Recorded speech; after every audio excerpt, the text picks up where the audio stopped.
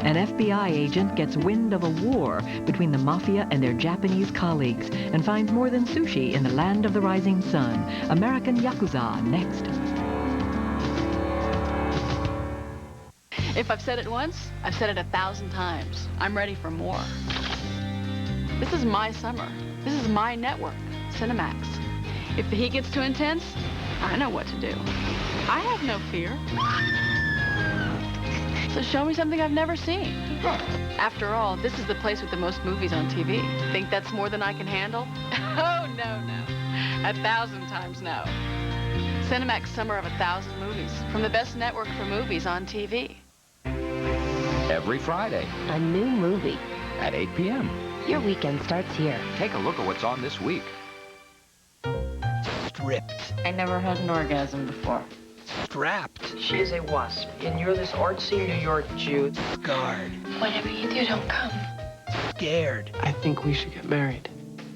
Seduced and abandoned. In New York, this is a good day.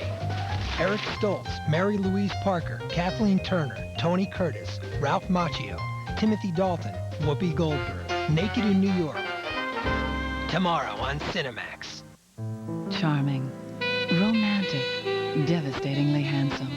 For 4 decades, he has touched our lives with the passion of a born actor. You don't know what love means to you. It's just another 4-letter word. Paul Newman, starring on Cinemax in August. From a sweltering southern exposure, drunk with heat, to the wide-open West. This is no time for bravery. To life in the big city, starring Paul Newman. Catch a different movie every day at noon, August 7th through the 11th. The Cinemax Summer of 1,000 movies.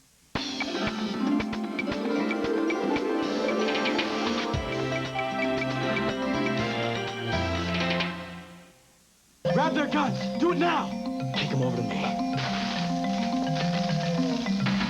Kick him over to me, Pele. Charlie Sheen gets off to a fast start with an unwilling heiress in The Chase, a multi-vehicle action film that takes place almost entirely on squealing wheels.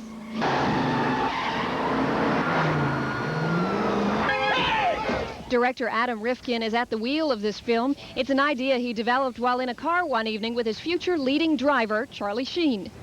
He and I were coming back from dinner in Los Angeles one night, and we witnessed a pursuit in progress. We witnessed a little activity, little arrest go down, I felt had to be a movie. We followed it, not too closely, of course, and saw the outcome, and it was a guy and a girl, and the cops had them down, and they'd crashed their car. And, of course, I felt as well it had to be a Charlie Sheen movie. My name is Jack, and you are? Natalie. Millionaire Dalton Voss's daughter is being held hostage by this man. With there being so many high-speed chases these days, we all being so familiar with the way they're captured by the media, I had to have some fun with that. Do you see this in the studio? Yes, Byron, we surely do. TV news anchors from Los Angeles and Houston helped parody their peers. What is this? This is Frank Smith, Channel 12 San Diego Evening News, riding in the thick of the police high-speed chase. I don't believe this. And you give us a thumbs up if you're okay! Right here, pal.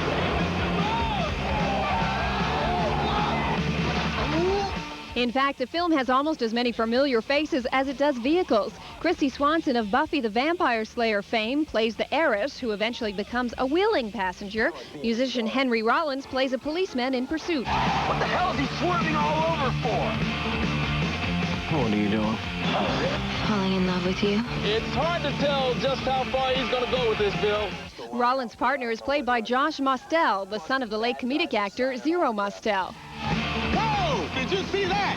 That medical school truck is spilling out cadavers. Now that's disgusting. Co-star Swanson says she never thought she could have so much fun in a film where most of her scenes are confined to a car seat. The working conditions itself were fine.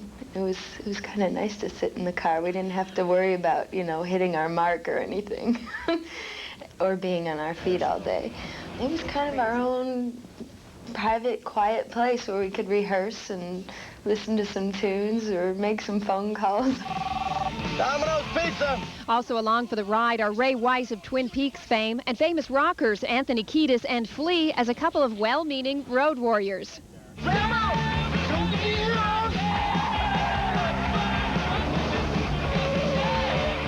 just doing our duty as Americans.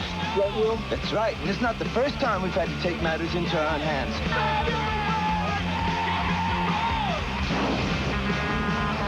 Director Rifkin says never before has he had such a good time making a difficult film. It was probably the most fun time I've ever had, and I think some other people as well. On the same token, it was the hardest work I've ever experienced.